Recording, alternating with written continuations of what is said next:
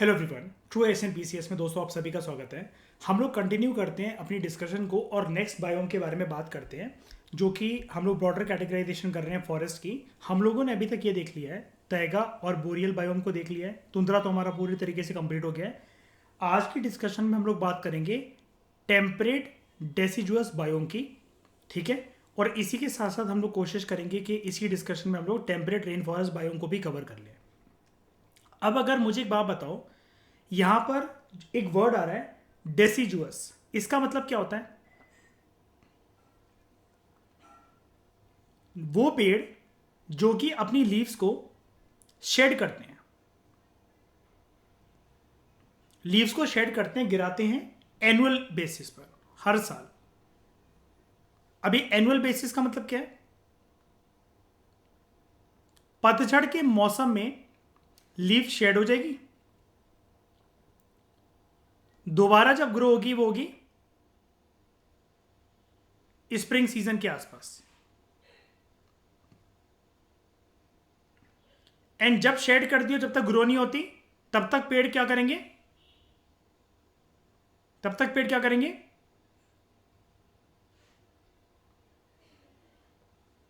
बताओ।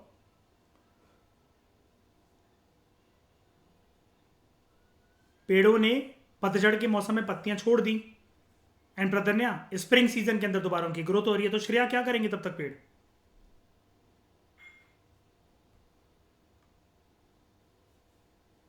कुछ नहीं करेंगे, नंगे रहेंगे। सही तो बोल रहे हो, शर्मा क्यों रहे हो भाई? ठीक है। अब ये जो डेसिडुअस बायोम है, ये कहां पर आपको मिलता है? ये वाला टेम्परेट डेसिडुअस बायोम। सबसे पहले तो आप एक वर्ड पे फोकस करो आप लोग, टेम्परेट रीजन में।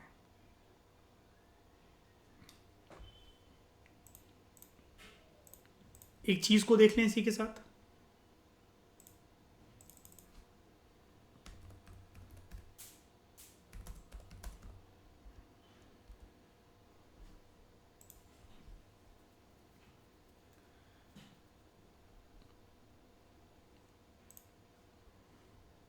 टेम्परेट रीजन ट्रॉपिक्स के बियॉन्ड होते हैं टेम्परेट रीजन, यानी कि 23.5 डिग्री नॉर्थ से लेकर 66.5 डिग्री साउथ तक। सिमिलरली 23.5 डिग्री साउथ से लेकर 66.5 डिग्री साउथ तक, ये जो जोन है ये टेम्परेट जोन है। एग्री? ठीक है।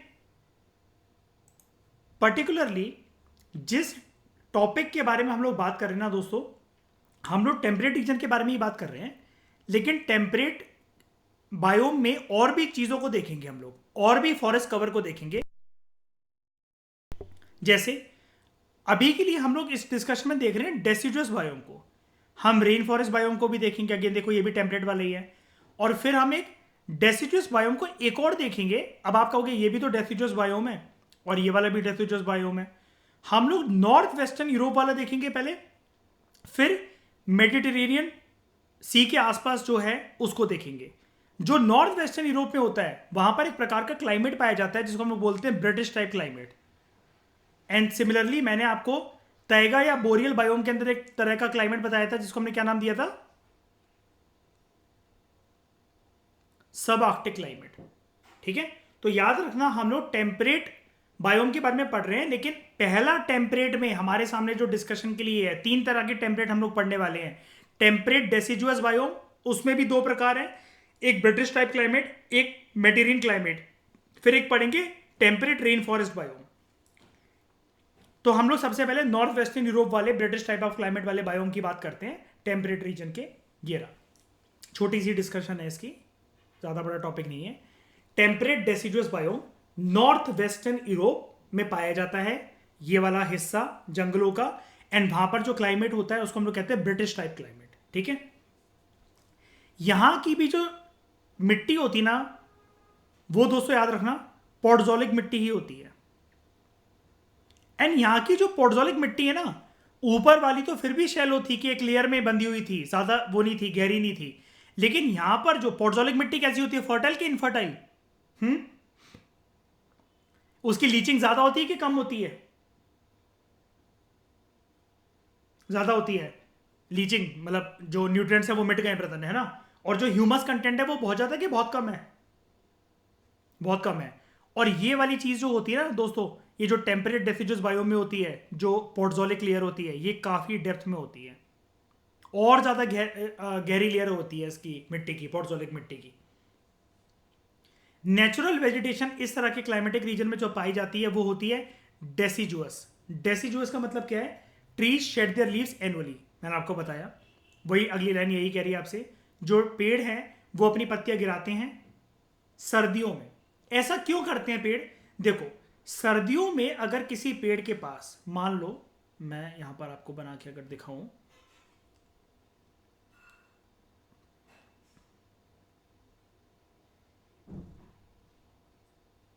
नहीं नहीं वो ये लिखा हुआ है, रूट्स नहीं, सॉइल सॉइल।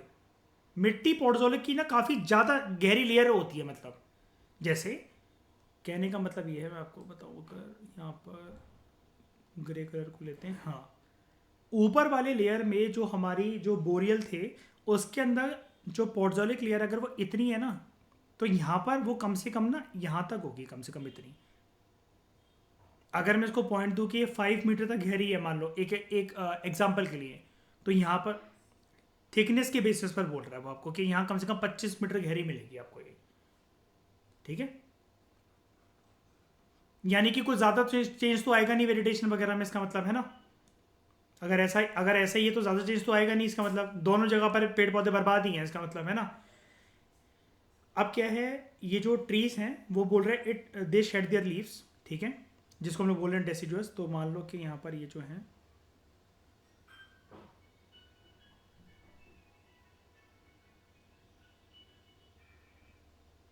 ओके, ये हो गया। अब क्या होता है, अगर जो पेड़ है वो अपनी पत्तियां नहीं गिराएंगे तो इस पे क्या हो जाएगा, बर्फ जम जाएगी, ओस जम जाएगी, बर्फ की चादरों से ढक जाएंगे। तो पेड़ जो होते हैं वो अपनी पत्तियों को पतझड़ के मौसम में पहले ही गिरा देते हैं, बाद में क्योंकि गिरा नहीं पाएंगे, अगर वो सख्त बन गए, बर्फ जम गई, ओस जम गई अगर इनके ऊपर।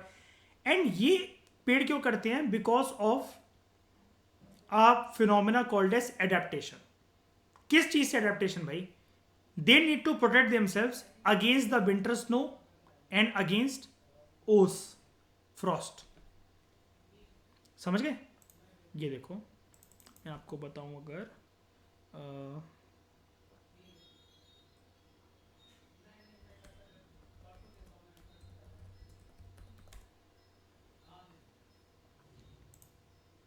ये ऐसे नहीं बनना चाह रहे हैं, ये ऐसे नहीं बनना चाह रहे हैं। पेड़ जो है ना, ये अपनी पत्तियां पहले ही छोड़ देते हैं ज़्यादा। अब देख रहे हो, मैं 1 मिनट का रीजन यहाँ पर अगर आपसे प्रॉपर तरीके से मार्क करूँ कि कहाँ गया ये, डेसिजुअस,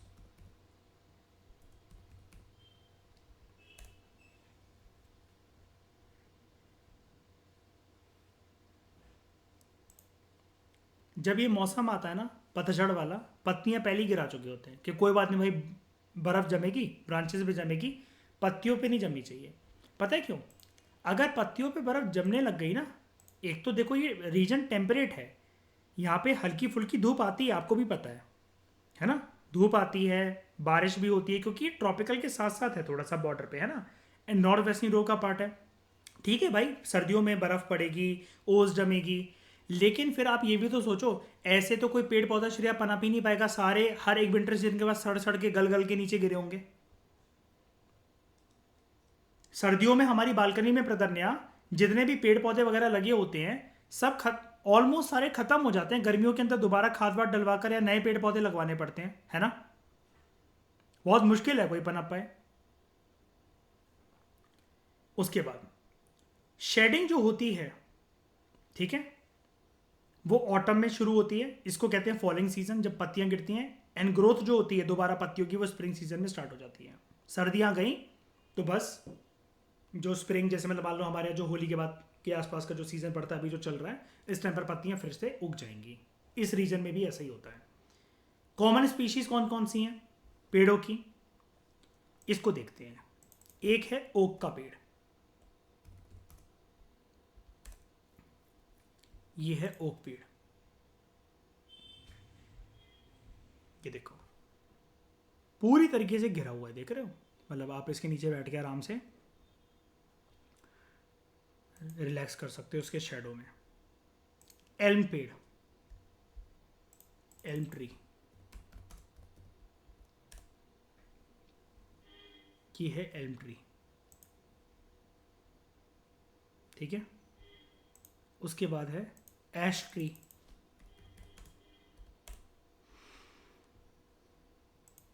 ये एश ट्री है। उसके बाद बर्च ट्री, ये बर्च ट्री होता है। ये थोड़ा सा हायर लेवल जो होते हैं ना माउंटेनियस रीजन, ये उसमें पाया जाता है। एंड बर्च ट्री से हिस्ट्री में आप लोग पढ़ते होंगे, एक चीज थी जिससे मैन्यूस्क्रिप्ट पहली बार बनी, बर्च बार्क। क्या होता है श्रेया प्रतन्या के दिखा देता हूं। जो इस पेड़ की देखो, इस ये पेड़ है, हम लोग क्या करेंगे श्रेया, एक चाकू लेकर पहुंच जाएंगे, ठीक है। इसको छीलेंगे, जब इसको छीलेंगे ना तो हमारे सामने, एक मिनट, बर्च बार्क, हमारे सामने ये आएगा इसका निकला हुआ ऐसा हिस्सा, ठीक है। इसको हम सुखाएंगे, क्लीन करेंगे, जो भी करेंगे प्रोसेसिंग करेंगे, ऐसे करके पूरा छिला हुआ आ जाता है। चाकू लेकर गए, ऐसे करके इसको छील लिया। इसी पे मैन्यूस्क्रिप्ट्स लिखे जाते थे, ये पहले हिस्ट्री के अंदर जो हम पढ़ते हैं, आप पढ़ोगे 6 क्लास के एनसीईआरटी के जब लेक्चर्स वगैरह आप लोगों को दूंगा तो बर्च बार्क के बारे में आप सुनोगे वहाँ पर। तो ये वही बर्च बार्क है, हिमालयन रीजन में पाई जाती थी, वहाँ पर मैन्यूस्क्रिप्ट्स लिखे जाते थे, ठीक है। ये हो गया बर्च। फिर एक है बीच, बीच ट्री, ये रहा। इसकी लीव्स भी अलग अलग कलर की होती हैं, जैसे ये, ठीक है। अर्शप्रीत कहाँ पाए जाते हैं इस प्रकार के पेड़, पत्तियां?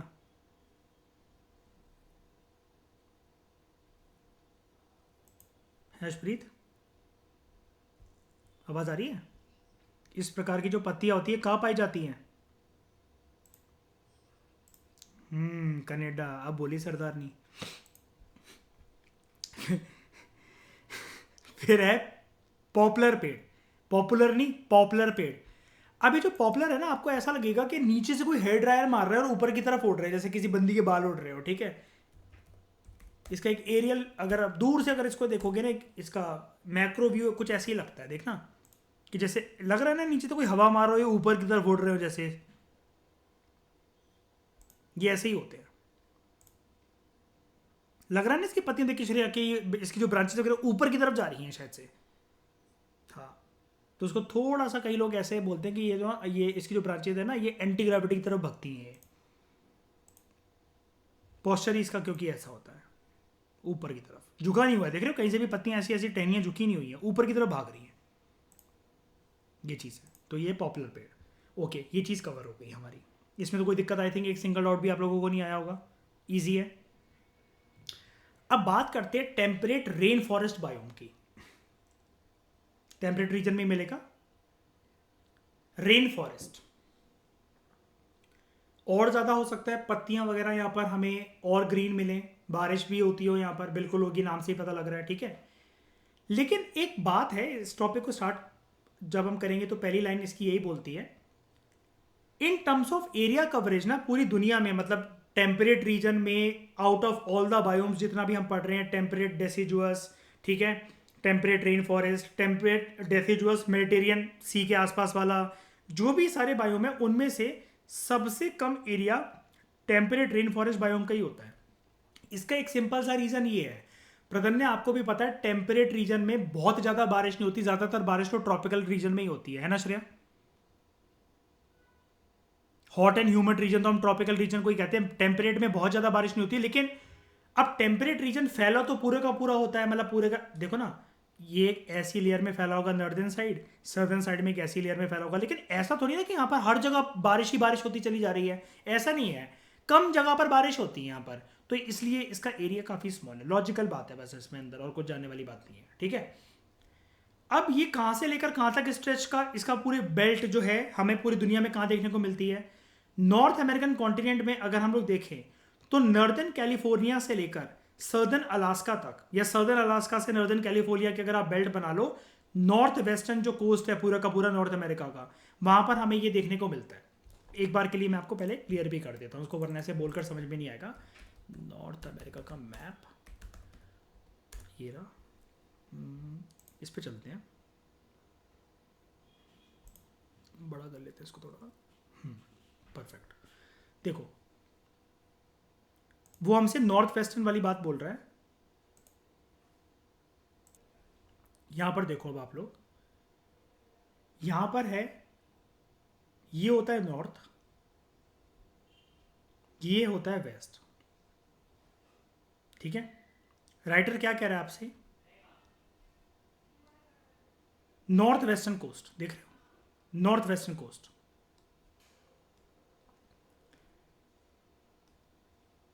इस एरिया में होगा कुछ ये, अलास्का से लेकर ये जो गल्फ ऑफ कैलिफोर्निया, यहां तक कैलिफोर्निया आपको मिलेगा, इधर की बेल्ट तक। ये अगर मैं बनाऊं, ये यहां आपको देखने को मिलेगा, ये पूरा कॉन्टिनेंट है, नॉर्थ अमेरिकन कॉन्टिनेंट है ये। ओके, ये चीज आपको क्लियर हो गई। इसके अलावा आपको ये भी पता है मैंने ये वाली चीज क्यों बनाई, नॉर्दर्न साइड में भी ये जो टेम्परेट रीजन है नॉर्दर्न साइड में भी है, और इक्वेटर के नीचे सर्दर्न साइड में भी है। तो सर्दर्न साइड में, साउथ अमेरिकन कॉन्टिनेंट में जो सर्दर्न चिली का पार्ट है, चिली कंट्री है, ऑस्ट्रेलिया और उसके बगल में न्यूजीलैंड, ठीक है। यहां पर भी ये कुछ ऐसी जगह है, ये आपको टेम्परेट रेन फॉरेस्ट बायोम देखने को मिलेंगे, ठीक है।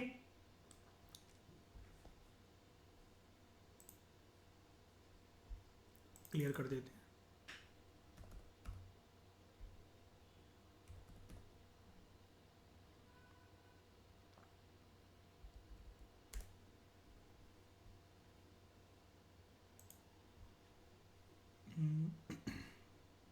इसके लिए आप ऐसा समझ जाओ,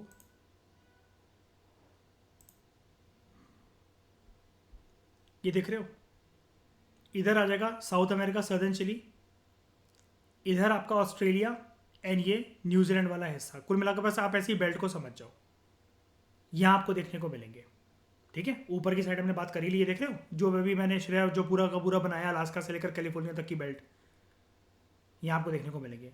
बेल्ट और भी होती है, देखो अब आप कहोगे सर ये अफ्रीका वाला पार्ट भी तो दिखा रहा है, ये थोड़ा सा मेटेरियन साइड वाला पार्ट भी तो दिखा रहा है, लेकिन देखो बात वही है, मैंने अभी क्या बोला, हम लोग अभी टेम्परेट रीजन में से रेन फॉरेस्ट बायोम को पढ़ने के लिए बैठे हुए हैं अभी, और कोई नहीं। और ज़रूरी नहीं है कि जो इसने एरियाज दे रखे हो सिर्फ इतने ही हो, क्यों, बिकॉज एक बार के लिए क्लियर कर देता हूँ फिर से, ये ज्योग्राफी में डिटेल में आएगा, राइटर खुद बोल रहा है अभी के लिए हम इसको सिर्फ एनवायरमेंट और इकोलॉजी के परस्पेक्टिव से पढ़ने वाले हैं, तो जितना बस यहां पर जरूरत है उतना ही जानेंगे, ठीक है। एरिया तो चलो साफ हो गया।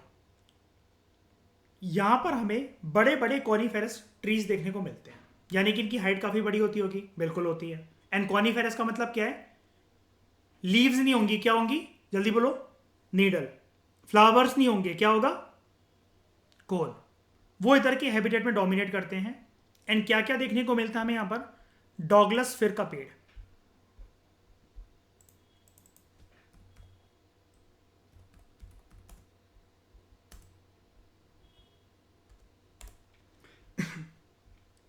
डॉगलस फिर का पेड़, ये, ठीक है। उसके बाद western red cider,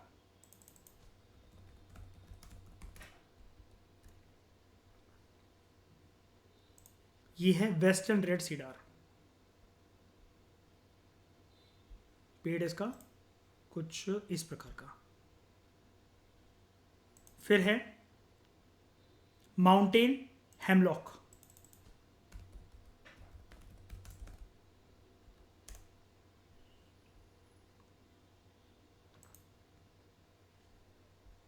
mountain hemlock, पागल बनाने वाली बातें, सारे पहाड़ी पेड़ एक जैसी तो दिख रहे हैं। वेस्टर्न हेमलॉक,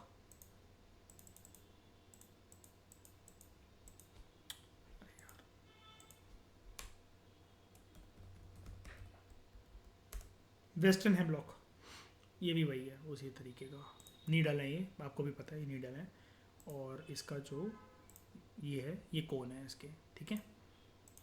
और कुछ है, सिटका स्प्रूस,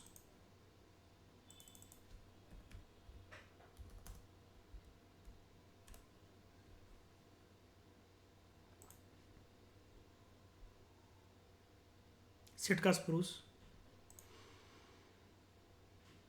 लॉचपोल पाइन,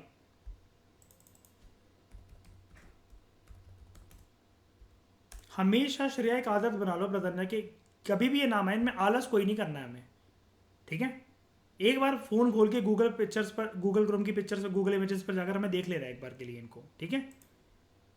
नज़रों में बस जाएंगी ना तो सबकॉन्शियस माइंड में फिर आराम से स्टोर होके हमें पेपर के टाइम पे याद आ जाता है प्रेशर में ये सब चीज़ें। ओके, अब in addition to these trees, ये जो ऊपर हमने पढ़े सारी की सारी पेड़ों की स्पीशीज, यहाँ पर मॉसिस और लिचन भी काफ़ी कॉमन है। आई थिंक इसके बारे में मैंने आपको बता दिया था।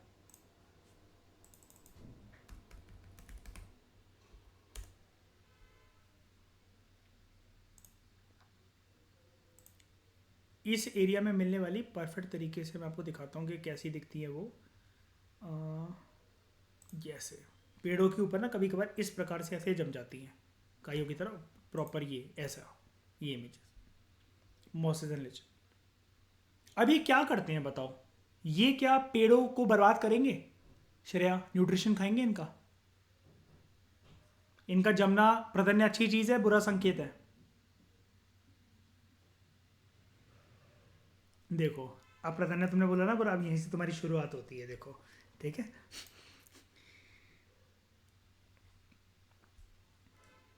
ट्रैप हो गई प्रधन्य।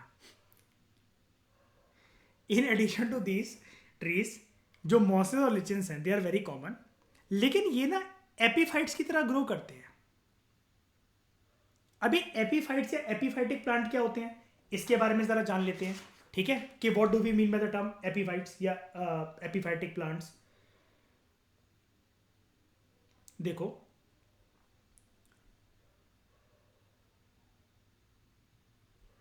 कभी कभार कोई भी जो प्लांट है जो दूसरे अन्य प्लांट के ऊपर, एनी प्लांट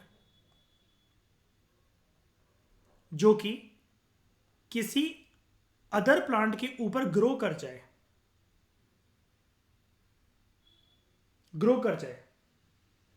सिर्फ और सिर्फ एक चीज के लिए, उसको अपनी ग्रोथ के लिए एक फिजिकल सपोर्ट चाहिए उस पेड़ को,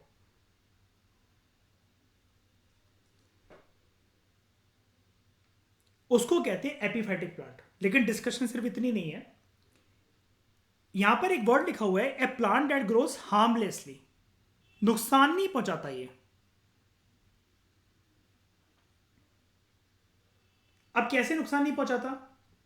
जब भी कोई प्लांट किसी दूसरे प्लांट को ग्रोथ के लिए सिर्फ यूज कर रहा है अपने फिजिकल सपोर्ट के लिए, और उसको ना वो नहीं कर रहा, दो चीजें बताता हूं मैं आपको। इन एपीफाइट्स को हम लोग कहते हैं दे आर नॉट पैरासाइटिक।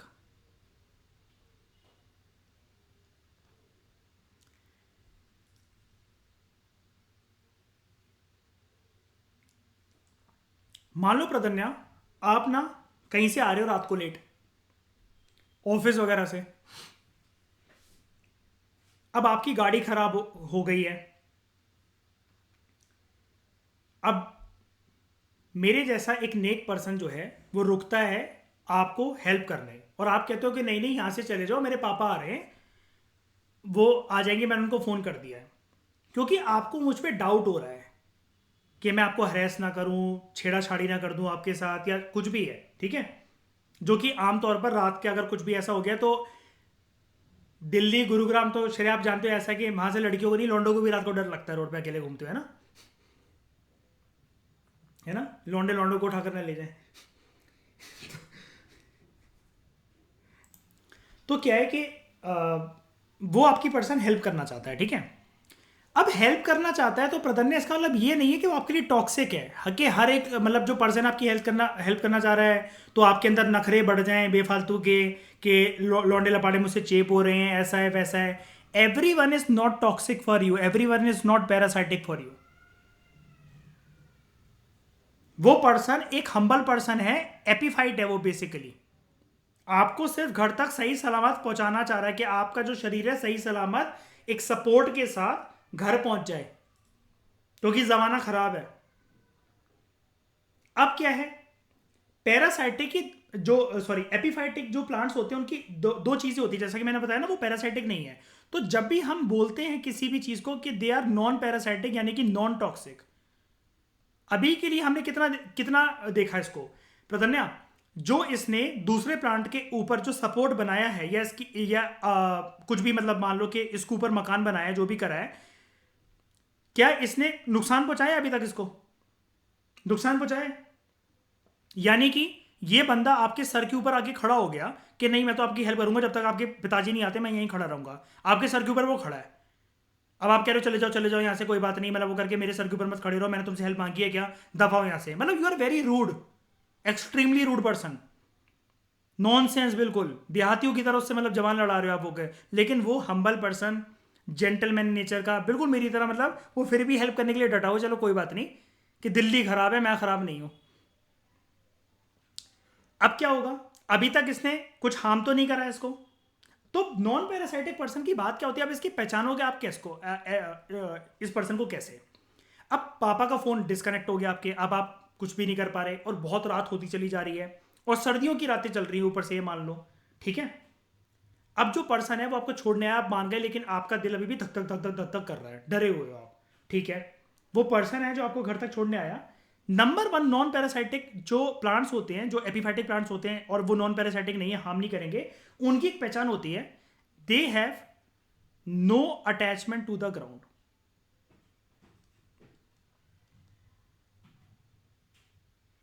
इसका मतलब क्या है प्रतन्या, घर के नीचे नहीं छोड़ने आऊंगा कि जानबूझ के आपका एड्रेस चाहता हूं या जो भी है कि घर के नीचे, घर दिखा दो अपना, चलो मैं आपको घर के नीचे तक छोड़ने मिलता हूं। आपने बोला आप अपना ब्लॉक का गेट बता दो, एरिया बता दो, मैं आपको ड्रॉप कर देता हूं बाहर तक। No attachment to the ground, आपके घर के नीचे से कि एड्रेस देख लूं ग्राउंड फ्लोर पर आके, कोई मतलब नहीं है। दूसरी चीज, no attachment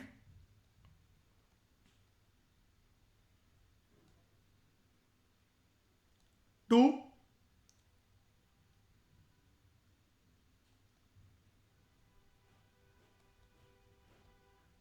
other nutrient source, कि मैंने आपको घर तक छोड़ा, प्लीज यार ऊपर बुला कर यार थोड़ा सा गोदी वोदी में बिठा के कॉफी पिला दो मुझे। न्यूट्रिएंट सोर्स की भी कोई उसकी वो नहीं है, कोई नीड नहीं है उसकी। यानी कि देख रहे हो कंक्लूजन क्या निकला, बंदा ना घर देखना में इंटरेस्टेड था, ना ही उसने कॉफी के लिए आपको अप्रोच करा। तो बताओ नॉन टॉक्सिक हुआ कि नहीं हुआ आपके लिए? पूरी कहानी के अंदर विलन कौन हुआ? तुम। Very bad Pradhanya. अब यहां पर एक जो बात आ रही है, दो चीजें आप लोगों ने सीख ली अभी तक। एपीफाइटिक अच्छे हैं कि बुरे हैं बताओ? अच्छे हैं, हार्मलेस, एक तो हार्मलेस प्लांट्स हैं, और नॉन पैरासाइटिक मैंने आपको वर्ड बताया, नॉन पैरासाइटिक के मतलब ही बताया। मतलब एपीफाइटिक का नेचर नॉन पैरासाइटिक का होता है, और उसका मतलब क्या होता है, ग्राउंड से कोई अटैचमेंट नहीं है। चलो ये तो हमने एग्जांपल के लिए समझ लिया, लेकिन बंदे बंदियों को एग्जांपल थोड़ी लिख करेंगे पेपर के अंदर। अब इसका मतलब क्या है, अगर ग्राउंड से कोई भी पेड़ अटैच हो जाए तो वो तो मेन प्लांट का न्यूट्रिशन खाएगा श्रेया, और उसको हम लोग साइंस में क्या बोलते हैं, वीड्स, है ना, अनवांटेड प्लांट्स। अनवांटेड प्लांट्स बोलते हैं ना, अगर वो ग्राउंड से अटैच हो जाए, और ग्राउंड से अटैच होगा तो मेन प्लांट का न्यूट्रिशन खाएगा। तो प्रधन्या, अगर जो ये बोले आपका घर देख ले और फिर उसके मतलब अटैच हो जाए, वही रोज खड़ा हो जाए वहां पर आकर, मैं आपको छोड़ देता हूँ, ये कर देता हूँ, वो कर देता हूँ, है ना, तब तो वो आपको चेप लगेगा ना, फिर तो वो टॉक्सिक हो गया।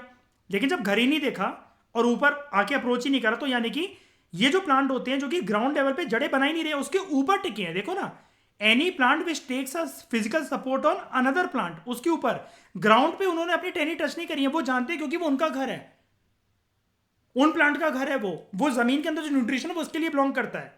तो सेकंड प्लांट ने कहा ठीक है भाई कोई बात नहीं, तेरे को मेरी छत पे ही कमरा बनाने बना ले। अब इसको कहते हैं कमेंसलिज्म। कमेंसलिज्म। कमेंसलिज्म की डेफिनेशन क्या होती है? एसोसिएशन। कमेंसलिज्म का मतलब होता है एसोसिएशन बिटवीन टू ऑर्गेनिजम्स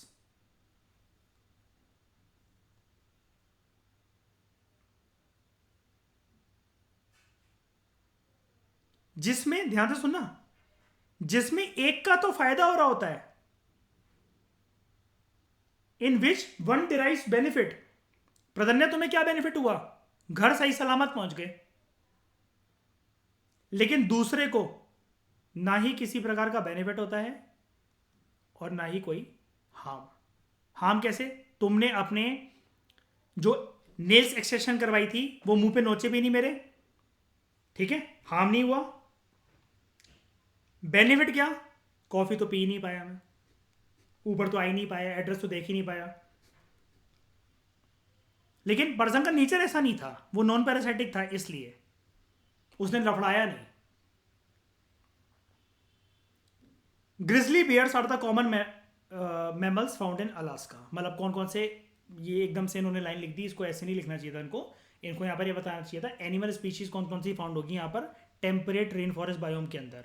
तो वो है ग्रिजली बियर्स। क्या होते हैं ये?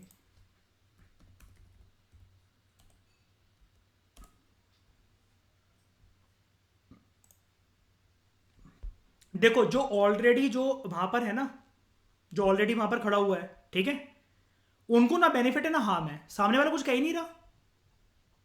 हाँ, सामने वाला कुछ कह ही नहीं रहा, वो हार्मलेस है, ठीक है। लेकिन ऊपर जिसने वो फ्लोर बना लिया उसके, उसको तो बेनिफिट मिल गया ना। तो बस ये चीज है, और जब वो बेनिफिट मिल गया तो ये कह रहा है कोई बात नहीं, ठीक है। तो grizzly bears are the common mammals जो कि इस रीजन में फाउंड होते हैं, ये होते हैं।